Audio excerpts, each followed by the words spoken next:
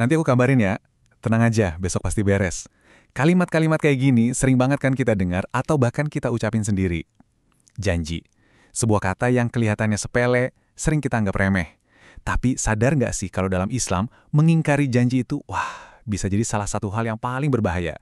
Yuk kita bongkar bareng-bareng kenapa bisa begitu.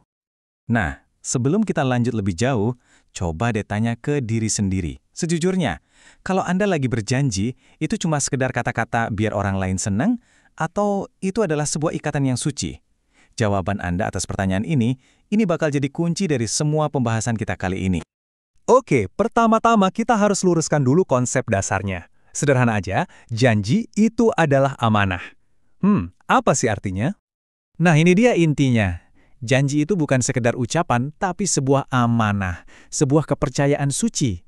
Jadi pas Anda berjanji, itu bukan cuma kata-kata yang keluar dari mulut. Anda itu sebenarnya lagi memikul sebuah tanggung jawab di hadapan Tuhan yang hukumnya wajib dipenuhi. Serius ini, bukan main-main. Kalau konsep tadi belum cukup bikin kita mikir, coba kita dengarkan peringatan yang sangat keras, langsung dari Nabi kita. Karena ini bukan lagi soal etika biasa, tapi udah menyangkut sesuatu yang sangat gawat. Rasulullah itu melihat ingkar janji bukan sebagai kesalahan kecil loh.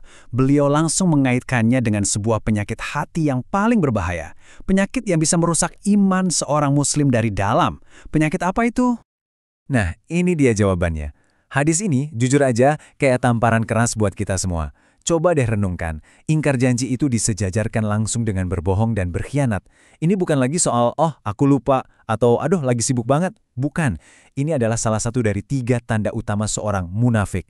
Sebuah label yang, ya ampun, seharusnya bikin kita gemetar ketakutan. Terus, apa aja sih dampak nyatanya di kehidupan kita? Yuk kita bedah 3 bahaya utama dari kebiasaan ingkar janji ini.